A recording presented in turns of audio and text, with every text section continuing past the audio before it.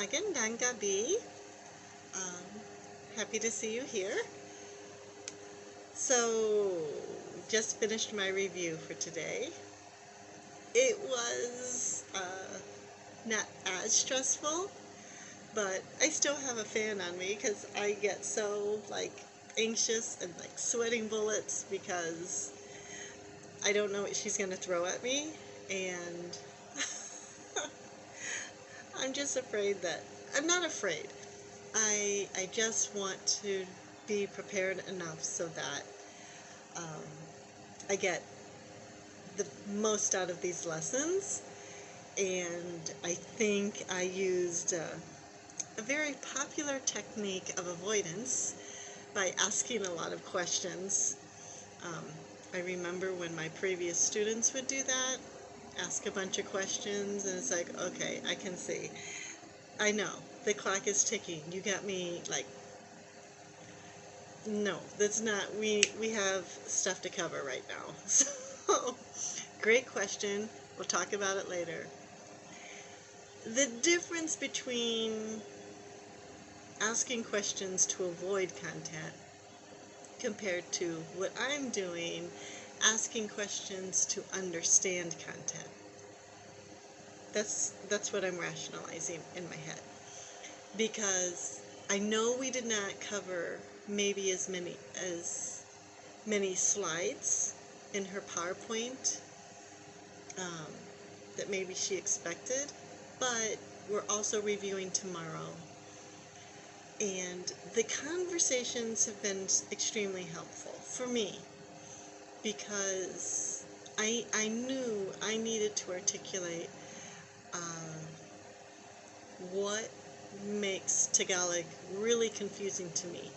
I mean, I can prove to her that I can read it, but I have a hard time if you give me an English sentence and then I have to say it in Tagalog. I might be 25 to 50% okay. Nowhere near 100%. But if you had me read a Tagalog sentence, I'm at least 75 to 80%. If I know the vocabulary, I'm fine. I might have difficulty with all those markers, and the markers just throw me for a loop. So, next week, I'm supposed to learn more about those markers. I've done some work in my workbook pages on that to help me get used to the whole markers, but I'm excited to find out what hints that she can give me so it's not so confusing, because I know when I'm walking, malakad, I believe that's walking, I hear other people having conversations and I can pull out certain words and I know the vocabulary, so let's say they might be talking about a child, bata, or their own personal children, anak, magna, agnak. I don't know if I said that, pronounced it correctly, but at least you get the idea. There's the vocabulary I'm picking up. And not that I'm trying to eavesdrop on people, but it's just a way for me to practice and get used to hearing the sentence structure in Tagalog. They're a good example. So today, I was in line to pick up my 5K packet for an upcoming event, and I was in line for that, and a gentleman walked up to me and he started talking in Tagalog, and my tell sign is my eyes get wide. Like, oh shoot. And in mid-sentence, I could already see his body is starting to turn to the guy in front of me and hoping that this person can answer his question. And I instantly just said, takbo. And he stopped. He didn't go and try to get the attention of the guy in front of me. Instead, he kept looking at me, and then I said, marathon, half marathon, 5K, so I started listing all of the events, and he indicated he understood what I was talking about, and then I pointed.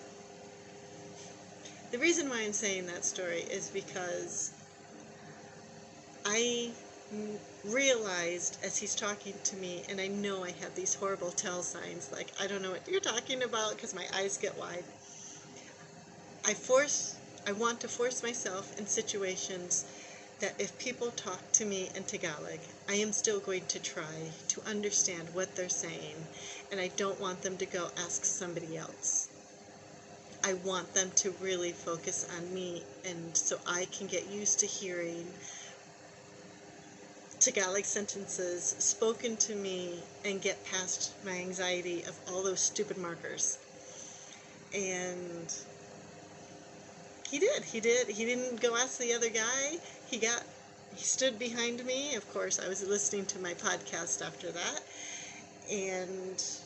But he still listened to me, and I was able to communicate. I knew one word, takbo, and that was enough. And that made me feel much better, that I'm not going to hide and, use my anxiety to kind of ignore and get embarrassed because I don't know Tagalog as well as everyone else. Well, I'm not going to get better if I don't force myself to get better. So, that is why I said that story. But anyway, I've got homework to do. I've got to get this done. So, kita tayo ulit bukas. I hope I said that correctly. I think I did. I'll see you then.